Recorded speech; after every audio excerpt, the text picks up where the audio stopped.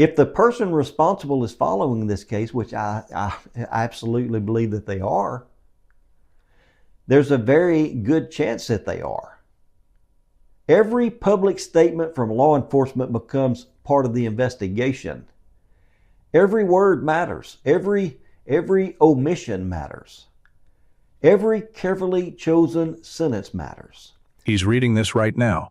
I don't say that to be dramatic. I say it because in 21 years of law enforcement, I learned that people who commit crimes like this don't walk away from the case. They follow it obsessively. They read every article, watch every video, scan every comment section. And the person who took Nancy Guthrie, I believe with everything I know, is doing exactly that. He's convinced he's smarter than the FBI. He's convinced he's still in control. And the FBI just handed him the one thing he needs to prove otherwise. Today, I want to walk you through something I missed at first, something that changes how we see that FBI statement entirely. One report suggested that investigators had concluded that every ransom communication was fake. Then the FBI issued a statement saying some of the communications have already been determined to be illegitimate, while others may still be legitimate and continue to be investigated. And that's where I think that today's conversation really begins, because I've seen a lot of people asking just one simple question. Did the FBI just change its story? And personally, I don't think that's what happened. I admit, when the statement came out, I thought it was just a clarification. I was wrong. The FBI isn't confused. They're setting a trap. Now, let me explain what I mean here, because during my years of experience in law enforcement, I learned that, investigators, they don't always release information simply to update the public. Very rarely, matter of fact. Sometimes they release information to influence the behavior of the person that they're investigating. Sometimes they confirm certain things. Sometimes they leave other things intentionally vague. And sometimes they choose every single word very carefully. Let me show you what changed my mind. The FBI said some communications have already been determined to be illegitimate, while others may still be legitimate. That's exactly why one word in the FBI statement caught my attention immediately. It wasn't fake or legitimate. It was the word may. The FBI said some communications have already been determined to be extortion attempts without legitimacy, while others may potentially be legitimate and continue to be investigated. That one word, may, it's not a word you use when you're trying to close down an investigation. It's a word you use when you're inviting someone to keep talking. When you understand how behavioral analysis works, you realize that's exactly what they're doing. Most people read that statement as an update for the public. I read it as a message written for two audiences. One audience is us. The other is the person who took Nancy Guthrie. The first audience was, of course, us, the public. But I also believe that there may have been a second audience. The very person or people that investigators are trying to identify. And that second audience is the one the FBI is speaking to most clearly. Now, who is this person they're trying to draw out? Let's start with what we know. Nancy was taken from her own home. Nancy Guthrie was taken from her home. That happened. Everything after that is secondary. No sign of forced entry. That tells us the person either knew her, or he had been watching her closely enough to know exactly when she was vulnerable. He didn't vanish after the crime. He reached out. He sent communications to media outlets instead of to a private negotiator. He gave no proof of life. Real kidnappers want four things: money, control over the victim, proof of life, and a quick payment. He offered none of those. Instead, he gave chaos. Think about it for just a minute, because a kidnapper who's motivated by money, generally they want four things. They want money, they want control over the victim, proof of life, and a quick payment. Instead, what have we seen?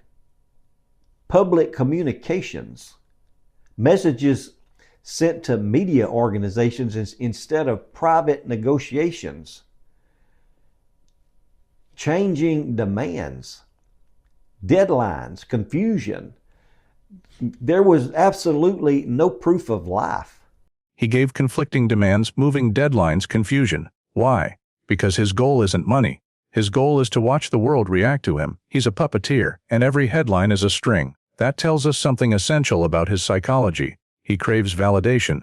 He needs to believe his manipulation is working, and that need, that crack in his armor, is exactly what the FBI is exploiting. We know investigators have DNA from the scene. We know they have cell tower dump data, which is the complete record of every phone that connected to towers near Nancy's home around the time she disappeared. They have chain of custody, the documented, unbroken record of who handled each piece of evidence, so nothing gets compromised. They have hours of surveillance video, witness interviews, and now these written communications. This investigation has always involved information the public has never seen. Remember the DNA, digital evidence, and witness interviews? The search warrants? There's cellular analysis, forensic, behavioral analysis. Hours of surveillance. They're not just reading the notes for content. They're analyzing them for behavioral indicators. The word choice, the sentence structure, the specific demands, all of it forms a psychological fingerprint. Every time that person sends another message, that fingerprint gets clearer. I want you to try something for me. Pull up the timeline of those ransom communications. Look at when they were sent. Do they align with media leaks? With court appearances? With moments when the investigation seemed to stall? I have my theories, but I want to hear yours. Put your observations in the comments below. When we work together, we see more than any one person can. I promise I'll be reading every response. Now, let's build the case that this is a deliberate trap. Consider the alternative. If investigators truly believed every note was fake, they'd have said so. They'd have shut it down to stop the cycle of false leads. Instead, they told the public, and the offender, that some messages might be real. That's a green light. It's the equivalent of saying, "We're still listening. Keep talking." Why would they do that? Because every communication is a digital and behavioral evidence package. Social media debates every new leak. The people actually working this case are likely comparing those communications against evidence that we'll probably never see until this case is solved. Emails can be traced. Language can be matched to known writing samples. The timing of a message can be cross-referenced or surveillance footage or cell tower pings. The offender thinks he's sending a ransom demand. He's actually mailing the FBI his own roadmap. The trap isn't about finding a hidden clue in the words he writes. The trap is the writing itself. He sends, they trace. He repeats, they narrow. He believes he's controlling the narrative. He's really walking into a room with only one door. Now, some of you might be thinking, Charles, you're giving the FBI too much credit. Maybe they just don't know, and they're covering their bases with vague language.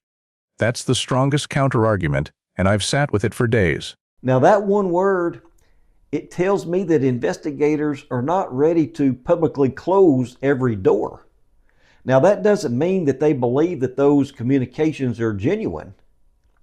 No, it doesn't. And I think this is where a lot of people misunderstand how investigations actually work. Here's why it doesn't hold up. If the FBI were truly uncertain and wanted to avoid misleading anyone, they would have issued a clear statement. We are investigating several communications of varying credibility.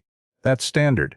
Instead, they chose the word may in a context that explicitly leaves a specific door open, and they did it knowing the person responsible would read every word. In my career, I've watched investigators do this more times than I can count. They plant a seed, they wait, and the suspect, desperate to reassert control, takes the bait.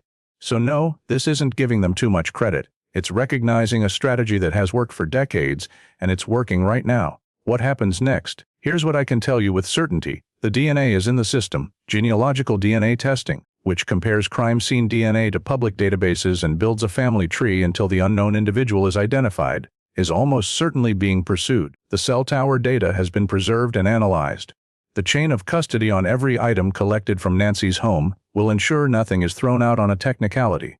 These tools don't lie. I can't tell you when the answer will come, but I can tell you it will come, because evidence of this quality doesn't stay silent forever.